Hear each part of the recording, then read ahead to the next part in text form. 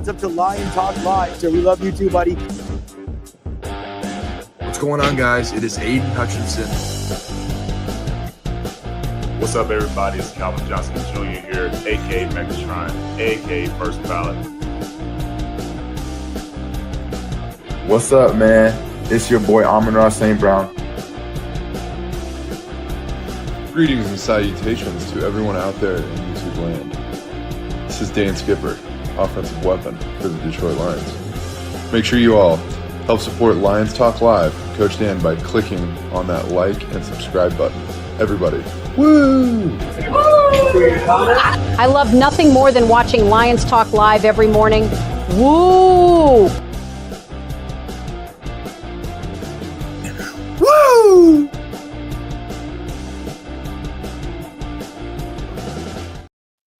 Well, greetings and salutations, everybody out there in YouTube land. I am your host, once again, Dan Thornton, and I want to thank you all for joining us here today. Hey, it's Thursday. It's the day before the celebration, before the 4th of July, and yes, we've got a little bit of a topic to come up with, talk to you guys about, debate about it, because let's face it, this Detroit Lions offense is pretty dang stacked. You've got weapons everywhere across the board. We're going to have to break it on down. Talk about just not the big-time weapons on this team, but also, are there a couple potential breakout performers? And this could be maybe an emerging wide receiver, a tight end, running back, offensive lineman. Who knows? But this Detroit Lions team is coming in with really high expectations. Remember, the last several years, we have been the elite offense in the NFL. Yes, the offensive coordinator is going to change, but will that really slow anything down? I'm not so sure. I also think the Lions draft pretty well. They clearly develop players maybe as good as anybody else in the NFL.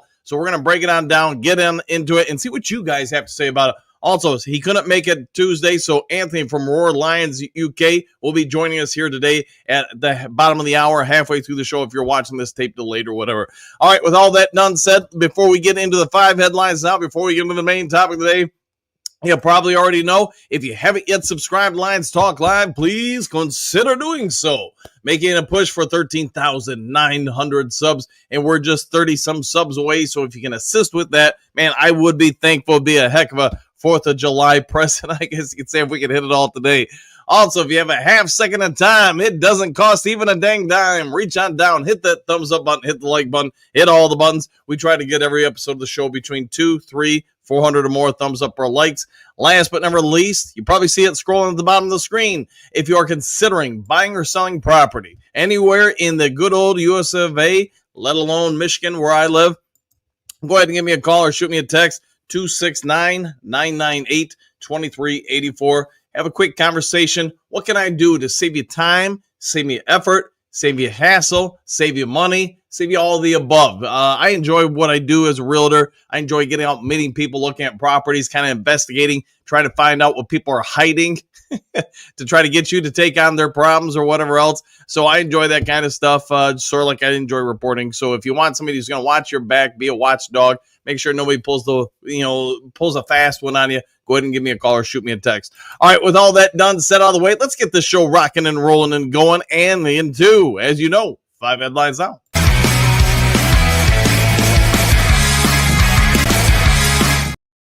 Personally speaking, before we get into the main topic of the day, I just want to say I really do believe this year's offense is going to be better in certain ways than the last few years. Doesn't mean it won't be exactly the same. It won't be vastly different or anything like that. But I just think because of how we're set up, this Lions offense, assuming everybody stays healthy, everything like that, it might be scary good this year because of the balance it has across the board. All right, 5 headlines now. Detroit Lions' most fierce positional battle to watch in 2025 training camp. Clutch Points story by Ben Strauss. Ben Strauss, love the name, man, but we have not had him on the show in a New York minute, so let's just break it on down. Every spot on the interior of the Detroit Lions offensive line is up for grabs, and there couldn't be a more accurate statement if we tried. We all get it. Ragnow is retired. Christian Mahogany appears like he's going to be one of the guards, but, I mean, to be fair, it's training camp, or go out and earn it. Could somebody else emerge as an opportunity or take the opportunity to win that left guard spot? 100%. Could somebody emerge to take the right guard spot? This is true, especially since across the NFL this year, you got a whole lot of second-round picks who haven't still signed with their respective teams. And yes, Rat Pack himself is amongst those guys. Hopefully they get that worked out pretty soon. I think once you get one or two of the second-round picks signed, you're going to have a trickle-down effect where everybody starts signing rather rapidly. It's not like it was 20-some years ago or 10 years ago or whatever, when you could really negotiate any price for your rookie. Now you got the wage scale, and that is going to affect some things. Will any surprise players play their way into the competition as far as one of the interior offensive linemen, the guards of the center? You got a lot of options here with the Lions. You've got Michael Neese, you got Netai Mutai, you got, I'm just going to say Yodi, because I always kill his name, and Kingsley Ukwana. And, there are some other people, Frazier, Colleen, a lot of people. And don't even forget, man, Graham Glasgow's on that list too. So we get it. This might be the deepest room for the Detroit Lions offensive line, I would say, since the early 90s. And yes, they were incredibly deep with all-world, all-pro guys on those teams. In the 90s was probably glory time other than the current time we live in with the Detroit Lions.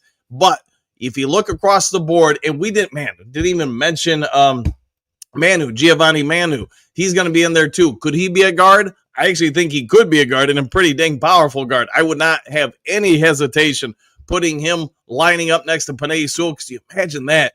Two dudes at like 330 to 360 pounds. They're both flat out athletic and powerful. Man, I wouldn't mind running behind that line if I was an NFL running back. But you get it. The Lions got a lot of opportunities here. Who will emerge? I guess it's a great question for the Duke crew. If you had a guess right here, right now, who the starting five would be for the Detroit Lions on the offensive line, who would you go with? And let's be fair, Dan Skipper is going to be somewhere out there. He played some left tackle. He played some tight end. He played all over the place last year. He's got a lot of flexibility. Who's going to make it? Man, you can imagine that. Some of these guys won't be here when week 1 of the NFL regular season comes around. And what do we got, like 10 more Sundays until that happens? Let that sink in. We're just a couple weeks away from training camp happening and only like 10 Sundays away from the first NFL game, or for the Detroit Lions at least. This is going to be a big battle, one we're going to be talking about a whole lot in the next 7 weeks or so. Who's going to rise, who's going to fall, and there will be some good guys cut. Man, and I didn't even mention Frazier, the 5th-round pick. You guys get it. The Lions' offensive line, there's a whole lot of spots up for to be had, and there's also a whole lot of good talent to be had, too. All right, 3-team trade would land the Lions, Will Levis and Tavarius Robertson. Athletic Sports story by John Vicario of SI.com. And, could this happen? I get it. Anytime I do a trade video, like, hey, this guy could be a Lion. Will the Lions make a go for him? It's been a long off season. We all understand part of this type of news comes up in the off season more and more just because you have things to fill in. Do I think the Lions are going to make a 3-team trade? Probably not. But you know what? I've been wrong before. When the Detroit Lions desperately needed pass rush help in the NFL 24 season, they turned to the trade market for a solution. They end up making a deal, as we all know, for Zadarius Smith to help fill out the roster spots, the holes from the injuries, Aiden Hutchinson being down, yada, yada. You guys all get it. Could the Lions still make a move? Apparently, to A to Z Sports, Mike Payton thinks that there is a possibility that the Lions could make a move to try to improve the backup quarterback spot and then maybe another spot or so on the team.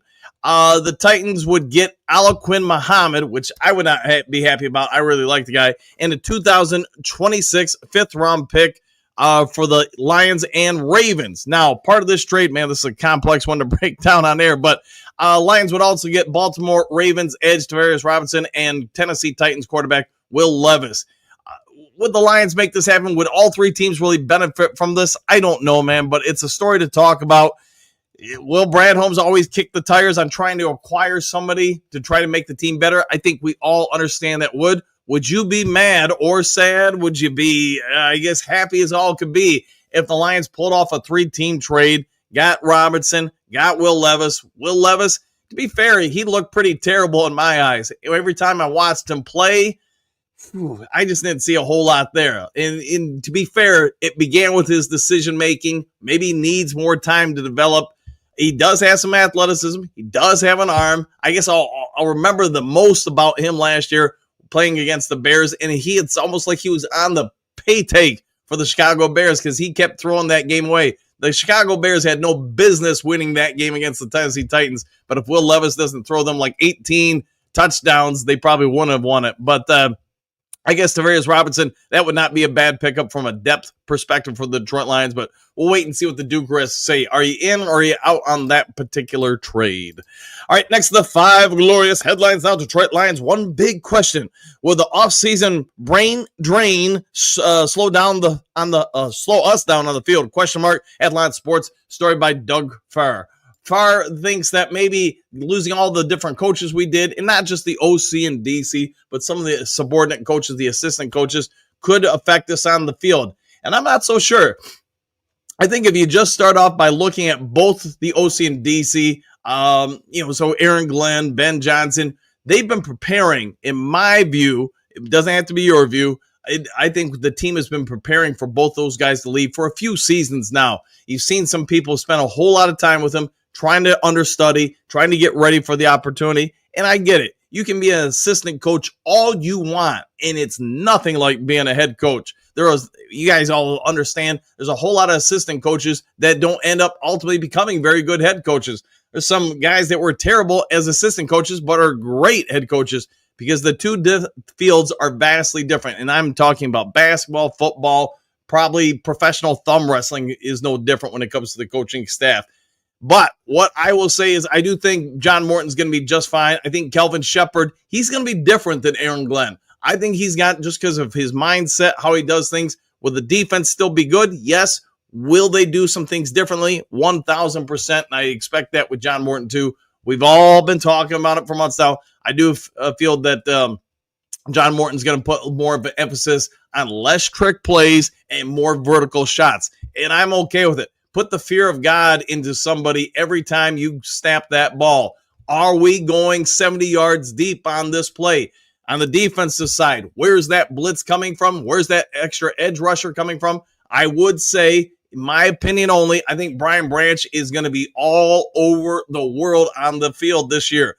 He's going to be picking passes, selling popcorn, sacking quarterbacks, and you did see some of this last year. I just think with Kelvin Shepard, how he was as a player, the position he played, you're going to see a whole lot of more of that. And I do think you're going to see Derek Barnes maybe show why he got that big contract. I won't be surprised if he's in the top 3 of sacks for the Detroit Lions defense. We'll dive into that more and more the closer we get to the regular season, though, when we do some prediction videos.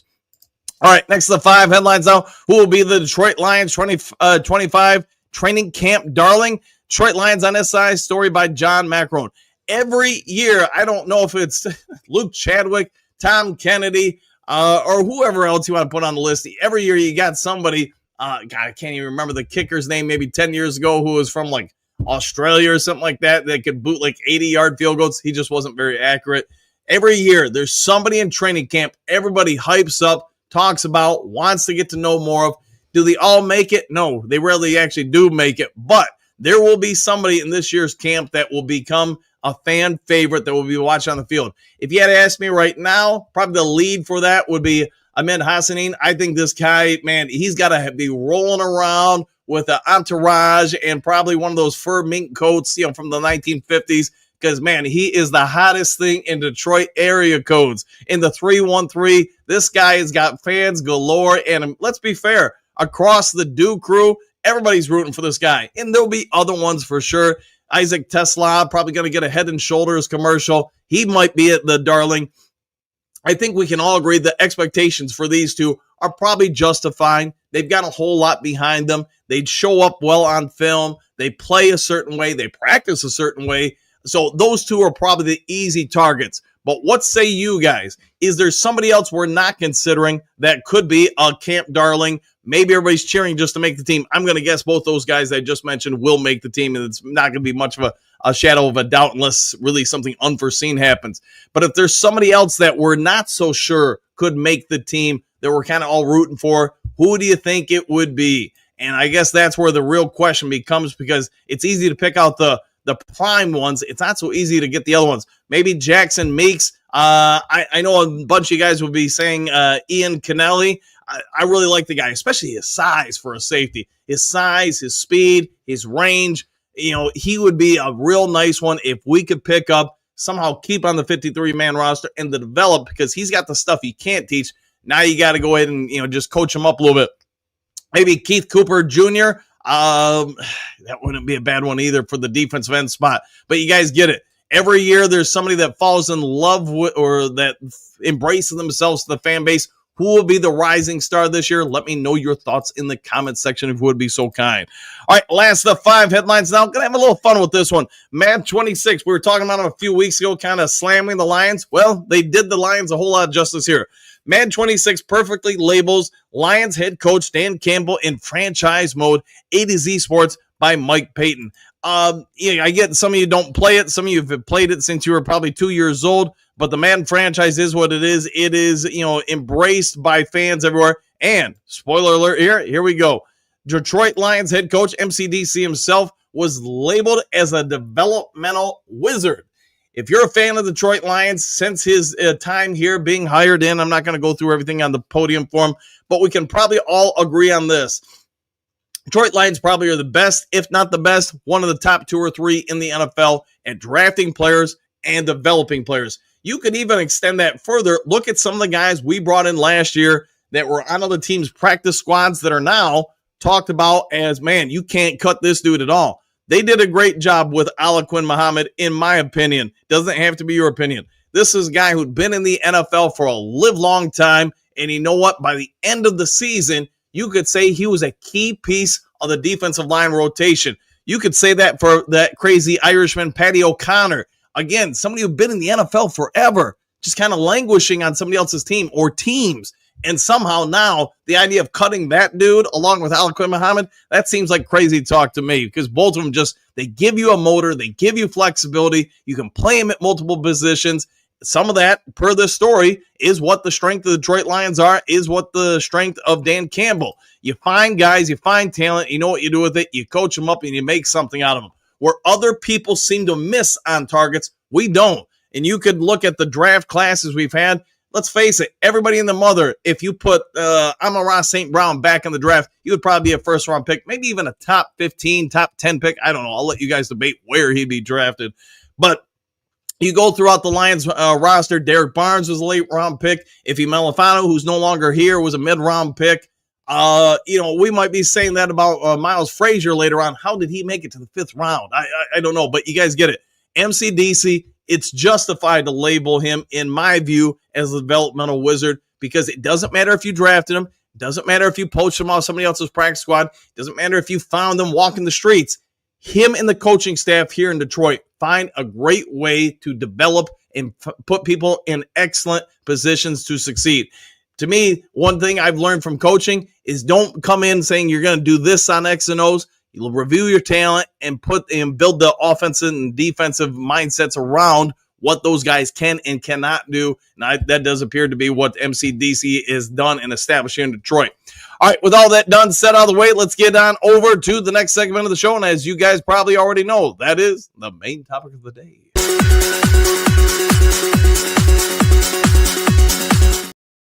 All right, we're talking about a whole lot of things about developing people. Hey, how great the Lions are at it this year. So let's talk about this topic. Main topic of the day.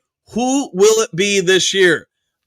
We all know who the stars are of this team on offense, because today we're just talking about the potential breakout stars for the Detroit Lions offense.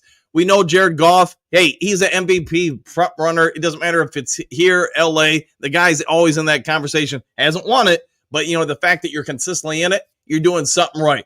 I think we can all probably agree Gibbs is going to be a star this year. So take those guys off the list. Probably take St. Brown off the list. I'll even say, man, you could probably take J-Mo off the list, although that could be debatable. Maybe, as we're all expecting, he's going to have a real big year this year. Maybe to a certain extent, you could say he could be a breakout player. But let's look at some of these other candidates and see what the Duke crew has to say about it. Again, we'll talk about it with Anthony here in about, 9 minutes or so. Could Sam Laporta be a breakout candidate this year? Doesn't matter. If you guys say no, that's fine. But let's be fair to him. His rookie year, one of the greatest for a tight end in NFL history. Last year, multitude of reasons. The ball went other places. Injured at the first half of the year. Maybe this could be the year where he really puts up some monster numbers, especially If we are going to use so much vertical game where defense is going to have to leave, 3 to 4 guys back zone coverage or man coverage, but back on the back end of the field covering the deep shots, which means you got 4 people going deep trying to stop kill shots. You got 4 people going after the quarterback. Well, that's 8. How many people do you have guarding underneath? Sam Laporta could really feast. How about Khalif Raymond? He's been talked about as a potential cut candidate for the team, but does anybody really think he's going to be cut from the team? I don't know. Every time I ask that question, I don't get many answers. I don't personally think Khalif Raymond's going to be cut. He's too fast. He's too versatile. He's big on special teams. Remember the Tennessee game last year where he just had like a punt return, a kick return, everything else returned. He was a monster that game, but he gives you versatility, and because of that, I don't think he's leaving. Could Tim Patrick have a comeback breakout year? I don't know, man. How about some of those rookies? How about Isaac Tesla? Could he just be beyond expectations? Some of it because of the coverages he's going to receive versus St. Brown, J-Mo, etc. Talk about Jameson Williams. You know what? The kid's got speed. He's got crazy speed. He's got year in the league, kind of around the small, you could say, when it came to throwing down the timing. They seem to have worked that out a whole lot. There's a whole group of guys I think that could break out this year. And man, don't even forget Sion Vaki and probably some other people I'm not considering. There are so many weapons on this team. That's, I think, where we have to have the conversation. How do you, 1, get them all the ball, and 2, are there people that are going to supersede expectations? Duke Crew, what say you? My personal belief, if I had to guess right now, I do think Sam Laporta is going to have a monstrous year. One for the record books, and not for a rookie, but for anybody, rookie, 10th year, whatever, all pro, everywhere in between. I just think he's going to get so much favorable coverage. He is just going to destroy the opposing defense. He might have, I don't know. Could Laporta have like 1,200 or 1,300 yards? I think it's possible. I think he could put up like Randy Moss-esque type numbers. And again, that's because of the coverages he's going to face. He starts feasting too much. Let's face it. You're going to pull coverage off of St. Brown or J-Mo or whoever else and shift it towards him, which the problem is now you leave those guys open to feast. If you can't get to Jared Goff in 3 seconds or less, I just think he's going to destroy everybody. Maybe he has something like, I don't know, man, 35 touchdowns, 10 picks this year. And I only put the numbers down that low because if those coverages have to keep dropping back, stopping J-Mo or whoever else, Tim Patrick, St. Brown, Tesla, Khalif Raymond from going deep, you know what that does for you? If 4 guys are constantly going deep, how many guys are at the line of scrimmage stopping the run? And let's face it, David Montgomery sometimes gets forgot about this offseason. This guy is pretty dang good. It just happens to be he plays next to Jahmyr Gibbs, who, as we all know, broke out last year. If you're a defensive coordinator, let me ask you guys, Duke Crew, you got to stop us. What are you stopping first? You overplay the run, put 7 or 8 guys in the box, and let's be fair, last year, if you didn't put 8 dudes in the box, we were going to run all over you. You put 8 guys in the box. Who is going to stop Jameson Williams, Khalif Raymond, Tim Patrick, Isaac Tesla, St. Brown, and player to be named later from going deep? How often are you going to be successful stopping them one-on-one? And I think that's the real big problem every defense is going to face this year. All right, I've rambled on kind of long enough with this. We got about 6 minutes until Anthony from Roar Lions UK gets here. So let me scroll on over to you guys.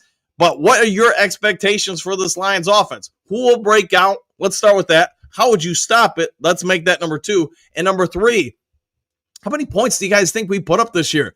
If it's me trying to stop them, I probably have to try to stop the run first and say, hey, we got to get to the quarterback while trying to stop the running back. But that also means it's a risky proposition. We all know this is in the 70s, this is in the 80s, this is in the 90s. You can't grab, you can't bump, you can't really jam anymore. So that means you get anybody with some kind of wheels who can separate. You're going to put that defensive back, that safety, whatever, in a real bad spot. If you're going to 50% of the time ask them to guard somebody one-on-one without dragging them to the ground, getting hands all over them, getting a flag, you might see the Lions draw the most penalty flags of anybody in the league because that Jameson Williams and everybody else already listed, they're probably going to roast and feast pretty well. All right, Bo Booth, good morning. Duke Crew, breakout for breakfast, exclamation point. Woo! And back at you. Breakfast sounds good, my friend. France, good day, y'all. Are we including all offensive line positions in this? Offensive positions in this? If so, that might some of our offensive line could rise up too. That's a great point. I know we talked about it when we were talking about who's going to start on the offensive line, but could some of these guys really make a name for themselves? Could Giovanni Manu ascend to become what we all think he's going to be? It sounds like he's already doing a great job of it, but could Ratledge really end up being the guy that, kind of becomes a myth here? He's probably got a fan base already. Him and the what do you want to call it? The party in the back, whatever, the mullet. But if he goes out there and is just a monster, you guys know, I know it. He's gonna get some endorsement deals. Could maybe Christian Mahogany do it? Could, somebody else do it? I don't know. But the offensive line, that's a great point. They probably should be considered more. So good call there. Drake, wouldn't have thought about that about the line other than them. I'll go with Tesla. He's got a lot of the tools you would look for. He does, man. And to your point, Drake, you're right. I didn't think about the offensive line either. But with Tesla, if he really is going to be left one-on-one because so much coverage is going on to more of the veteran offensive players for the Lions, you could see Tesla put up some numbers. Again, he's big, he's fast. If you're going to put two guys on JMO, two guys on St. Brown, try to stop the run at all, Tesla could be somebody that really feasts and is the beneficiary of consistent one-on-one coverage. Trey, what's good, everybody? Question mark. Maybe Laporta bounces back to his rookie year numbers. Should be healthy now. Yeah, I think he could be healthy now. He's probably my leading pick to have a phenomenal season, but there's going to be so many people that can fit on that list. He will be one of them. Again, if you're going to have to put four guys deep in the field to try to stop the Detroit Lions' vertical game, that's going to leave a lot of underneath routes for someone like Sam I am. Gary, morning, Duke Crew. Back at you. Hopefully that's a good morning for you. Jess, greetings, salutations, Duke Crew. I'll go with Hooker because I believe he's going to do very well in the preseason, even get some games in this year with mop-up duties. Could the Lions blow some teams out? It's 100% possible. They've got the tools. They've got the talent on both sides of the ball. Special teams, too, I believe. There is some potential. I would love to see it personally. Hendon Hooker get in there. Maybe it's only like the last 7 minutes of a football game or 5 minutes or something like that. But unlike last year, don't just have him do handoffs. Let him actually play. See what the kid can do. Robert, greetings, Duke Crew and Dan, exclamation point. This season can't start soon enough. I agree fully. But you know what? You're about 3 weeks away, my friend, from training camp. Bo, I hooked on a feeling that it is a regular thing in mop-up operation this year, Jess. I hope it is a regular thing for Hendon Hooker to get on the field regularly, get out there, get some experience, and kind of show the fans what can he do. Miles Marker, greetings, salutations, coach and crew. Like Trey Tipton, I'd like to see Laporta change ahead again. Yeah, let's see if we can get him out there, charge ahead, do what he does. We all know he's got the abilities. Yes, he was slowed a little bit down by injury, but let's hope he's okay now. Stephanie, good morning, boys. Exclamation point. Working today, so listening in. I believe JMO will explode this season. We're going to be deadly. Everything we're hearing from Dan Campbell, John Morton, and anybody watching the Lions all off season, JMO just seems to have ascended to another level. Because of that, I think he's going to have a pretty good year. It's going to be the big question. What's the big year to him? Is it another 1,000-yard season? Is it 1,500-yard season? Does he throw 29 touchdown passes? Let's hope he's not asked to do all that. Bo, I hope too. Just laughing. Let's see, Just again. What about Khalif Raymond? Question mark. Him and Tim Patrick will be fighting for the Lions' lives. That's also going to be a possibility. We have heard some reports this offseason that Raymond could be a cut candidate. I don't personally think it could happen, but you know what? They're only going to keep 5 or 6 receivers, and I think 6 is really an extreme. So we all get probably the top 3 or 4. You could have somebody rising up and they say, yeah, we can't get rid of this rookie or younger player because, you know what, somebody else will poach him. So it is going to be interesting to see who makes the roster. 5 fingers ready. We should have some defensive players on the list, I am thinking. I think we could probably do another show for that another time. It is still the off season, so just making sure I don't have anything from Anthony on the phone, but it doesn't look like it. All right, Kurt, will there be a show tomorrow? There will be a show tomorrow. I'll have one up for you guys. Go from there. All right, let's see, Bo. What does JMO have to do to be considered a breakout this season? Hey, that's a great question. I mean, I would think he broke out last year, 1,000 yards. But to be fair, I think he could have a bigger season this year where he really becomes a net, throughout the NFL recognized as, one of the top players. So Scott, 2,000 yards, Bo. I'll go with that. Kidding. I would think he broke out last year. Me too. But, to probably us as Lions fans, he did. But across the NFL landscape, maybe not as widely considered. Bo, my thing is, well, Susan, exclamation point. Pat, maybe to us Lions fans, Williams had a big season, but actually, I don't know if he did. Correct with that. Yeah, that's exactly what I was thinking. Trey Mirror, what up, Doe Coach and Duke Crew? Question mark. Woo! Exclamation points. I'm down with that. All right, guys, it's about that time to bring on our friend from across the pond. You know him, you love him. He's the host with the most. Let's go over to Anthony from Roar Lions UK.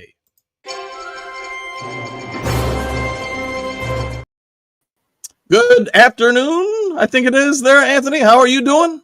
Yeah, good morning over there to all you guys. Hope you're doing well, Dan. Hope the Duke crew are doing well. Yeah, lovely sunny day here in the middle of a massive heat wave, so I'm boiling to death a bit. But apart from that, all good. The heat wave is real, man. We had the heat dome for a few weeks. Now it's just in the 80s here. I don't know the correlation to in your metrics what it would be, but it's warm still. Not blazing hot, but it's still warm. So let's get talking about the Lions real quick. You probably saw it for today's thumbnail. You got a question, if you will.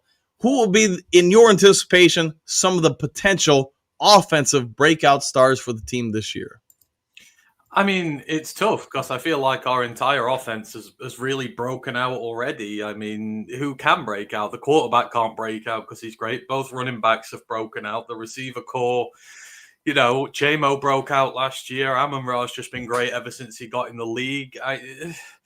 Against, in terms of the skill players, I don't think there really is anybody. You'll be looking at that offensive line probably if you're going to look for breakout players there. I'd go along the line of Tate Ratledge.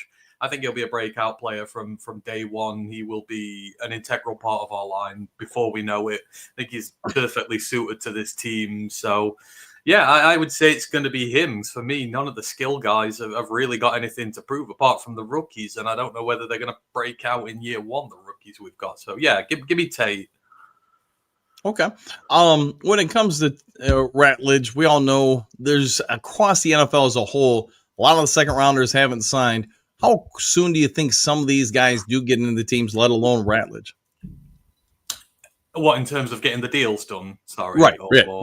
Yeah, I don't know. I mean, obviously, it's the Texans and the Browns that have screwed us all over by fully guaranteeing the deals for their second rounders, and that just doesn't really happen. And now for all these other teams, of course, all the other second rounders are going to go back and say, well, look, we want the same. If this is getting done, we want it. That's going to be more money on your books. You just don't know where to put it. I think it'll be fine. I think for Brad, it's just in terms of where do you spread the cap hit for it, because obviously you're going to guarantee it all. You've got to spread it. We've got a lot of other deals to be done.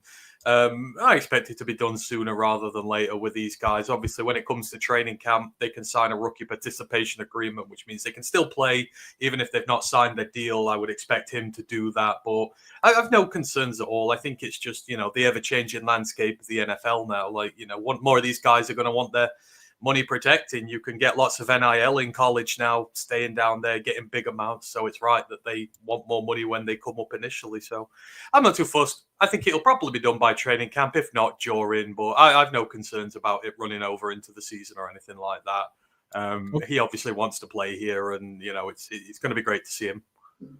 When you look at the Lions offensive line, we all get it. It's going to be a year of change. There's a whole lot of things up in the air. Who do you think are in the conversation to be the starters? I think if it's me, I put Mahogany at left guard, Ratledge at right guard, and Graham in the middle. For me, I'm all about playing your chess pieces in their strongest positions. I don't like moving people out. I think Tate, especially as a rookie, it's critical for these guys to be put in the positions that they're used to playing, that they're good at playing, giving them the quickest possible chance to adapt into the league. Center's not easy, especially for someone who's not played there, and I know he's got the ability to do so, but I want my rookies where they're meant to play, where I know they're good at playing, and I want them to develop that way. And then over course, bring him in. You can do that. I mean, I know Frank did it the opposite. I know he was a center, went to guard, but it's different when you've already played center in the NFL. Like some of the best rookie centers that come out, your Creed Humphreys and that were great right away. They played center in college. They're used to it. big difference here. So yeah, I want Tate at right guard, Mahogany at left, and Graham in the middle. But I'm still not averse to bringing someone else in to sorting this mess out, because you've got your Brandon Scherfs, the like out there. I still think we need a bit more experience in there. I'm not entirely sold Graham's going to be the long-term thing, but they're the starting three I go with. Just play your pieces where they're at the best, and for me, that's the best three lineup. When you look at the Lions offense, let's face it. I mean, we know all the people because we're Lions fans, but when you look at the fact that you've got a St. Brown, a Laporta, a J-Mo, and we're not even on that list where we throw in Dave Montgomery, Gibbs, Tim Patrick, Khalif Raymond, maybe Tesla. You get it. There's just a lot of people out here who could be potential big-time players on a particular game. What do you do if you're John Morton, is spread the ball out and try to keep everybody somewhat happy? Yeah, I mean, I think we've done a very good job of it the last few years. And, it's everyone sort of had their input into it. I like the way we do it. Like, someone might lose someone might lose yardage and stats, but this team don't mind. Like, Laporta last year had his 1,000-yard season. He could have got annoyed that he didn't get the ball as much this year. But it's having all these different targets is what makes your offense so good. You find the person who's on form on the day, and you feed them. And you've got to come up against lots of different styles of defense. It's going to favor one particular person on the day. I like it. I just keep spreading the ball out. The more targets you've got, the more dangerous you are. If you've just got one good wide receiver, they're going to double him up. They're going to try and do everything they can to get in his way, So I like the fact you spread the ball around, just because you can't stop everybody really when it's all said and done. When you've got two great running backs who can play out the backfield as well, you can play in a variety of different ways. You just keep spreading that thing out to as many guys as you can get, because as an opposition DC, you just don't know what's coming. You don't know who to double. You don't know who to press, and that's why we've been so successful in my view, because we've spread it out. I've been talking about it earlier in the show with the Duke crew. I try to play devil's advocate. If I was the opposing defense coordinator, what would I do to slow down this Detroit Lions offense? So let me throw that same question at you. It appears we're going to be able to run the ball. It appears we've got good, solid, tight end play. It appears we've got really good depth at the wide receiver. If you're the opposing defense coordinator, what are you doing to stop this offense? I'm placing a bullseye on the interior of the offensive line. It's young. And it's going to be vulnerable. If you can bring extra pressure down the middle to stuff that run, you're going to force us to the outside. And then when you do that, you can bring your safeties up, you can bring your corners up, you can, effectively put doubles out there, stop us running the football. That's how you target this thing. And then if you're struggling to get them in the run, if we're struggling to run the ball, then you're putting a young interior offensive line under pressure in long distance passing situations where you can tee off, you can bring linebacker blitzers, you can bring late safety blitzers, you can put a lot of pressure on these guys. The best way for us to protect these young guys on the offensive line is running the ball well, keeping them in situations where they're not been exposed to top tier pass rushers and to aggressive blitz schemes where they're under a ton of pressure and they might buckle. So if I'm an offensive DC, that's what I do. I stop the run down the middle, first and foremost, put some extra resources to the outside to stop them running outside the tackles like Gibbs can, and then you just send the house when they've got to pass it, and you really, really target these guys. That is what I do. I think just about everybody watching, can't speak for everybody, but I'm going to guess 99% of us would say our top two offensive wide receivers are going to be Jameson Williams and then St. Brown. Beyond that, who do you think ultimately will be considered, say, by the end of the season, the number 3 wide receiver? It would seem it's got to be either, Lovett, Tesla, Raymond, or Tim Patrick. They all have some strengths. They all have some differences. Who do you think ultimately, when it's all said and done, is the number 3 guy here? It's tough. You know what? I think maybe it might be Raymond. I think there's a lot of pressure off him this year. Obviously, it's the last year of his contract now because it's been rolled up. So he's essentially in a contract year and needs to play his way into another big contract, whether it be with us or elsewhere. I mean, the odds are if he plays well, it's elsewhere. But you think of all the coverage that's going to be out there. J-Mo's going to be getting double looked at. Amon-Ra will be getting double looked at. Laporta will be as well.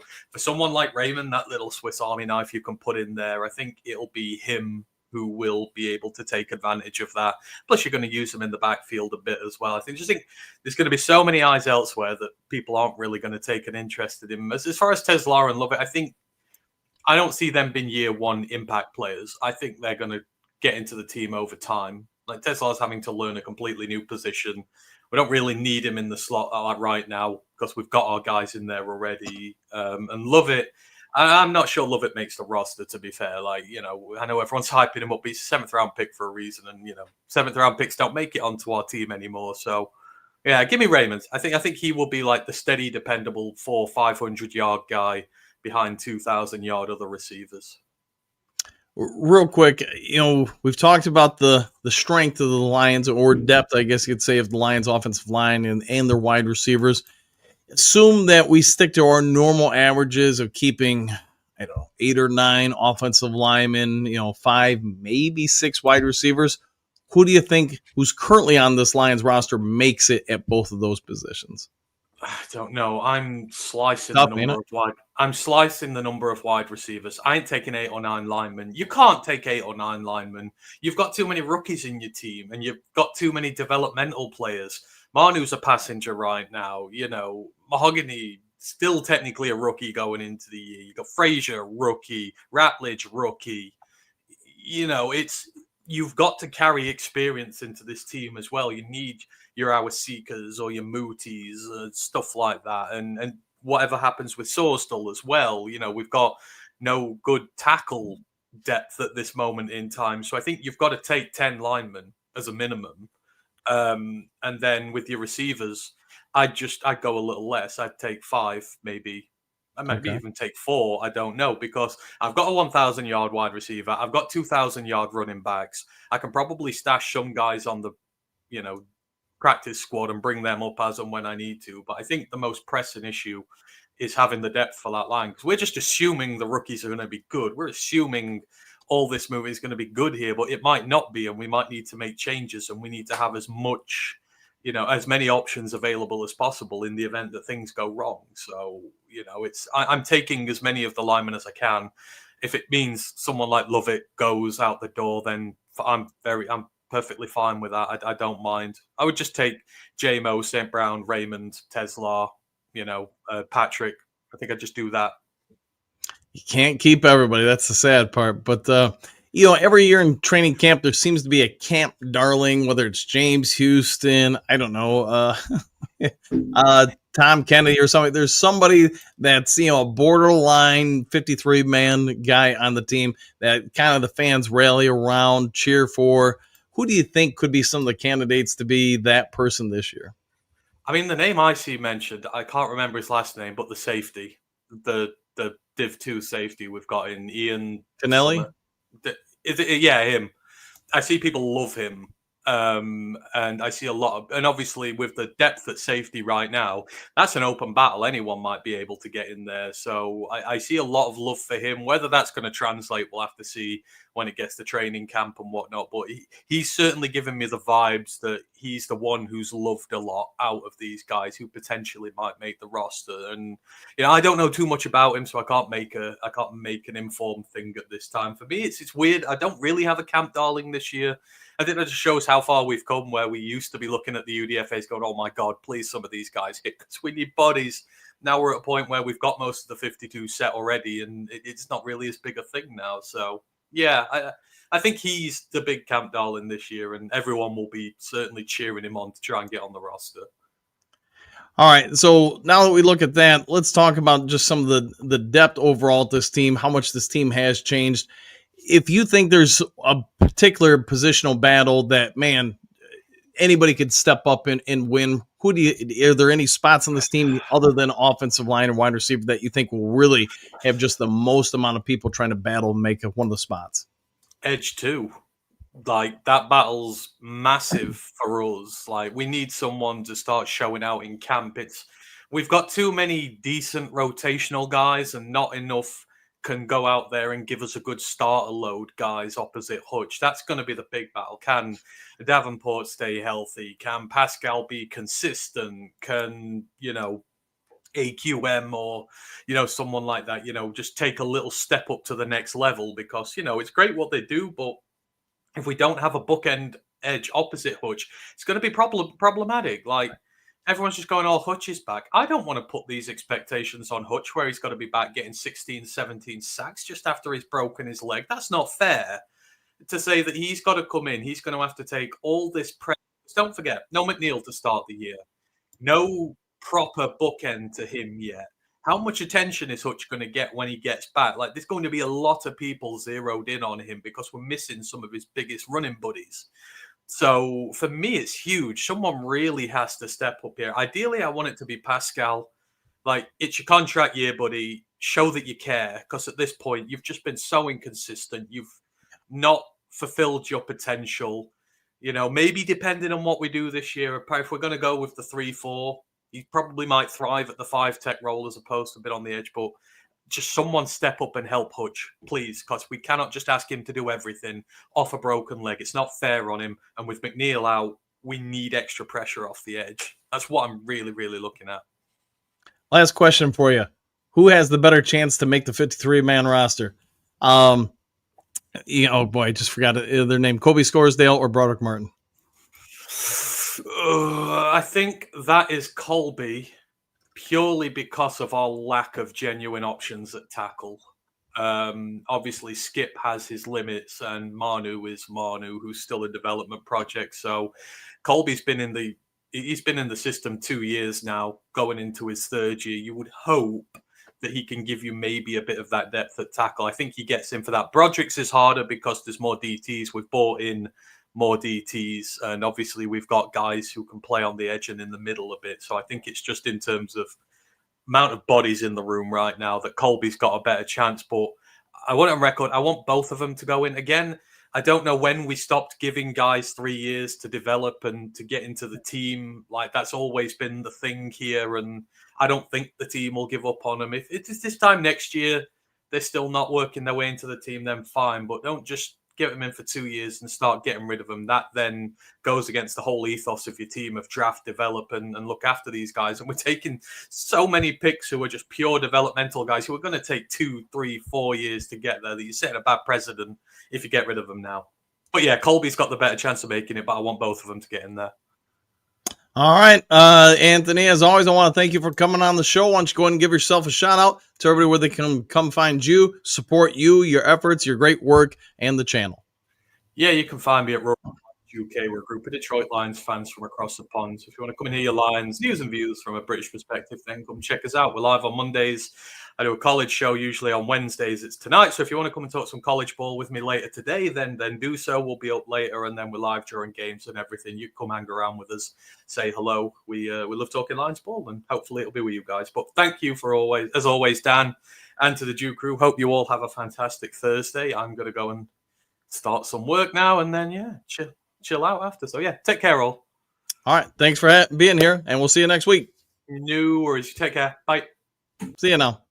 All right, Dew crew, I'm going to go and wrap this one up. It is the 3rd of July. I'm going to go ahead and get ready for the 4th of July. I will have a show on for you guys tomorrow morning. So, hey, if you guys can, before checking on out, hit that thumbs up button, hit the subscribe button, hit all the buttons. If there is breaking news later today, I'll get it over to you as soon as possible. Otherwise, take care, enjoy the rest of your day, and we'll see you guys all on the next Lions Talk Live. Take care, everybody. Excuse me, sir, would you... Donations to Reverend Moon. Jews for Jesus? Read about Jehovah's Witness? How about Buddhism? Help Jerry's kids. Oh, yeah. Scientology. Or nuclear power?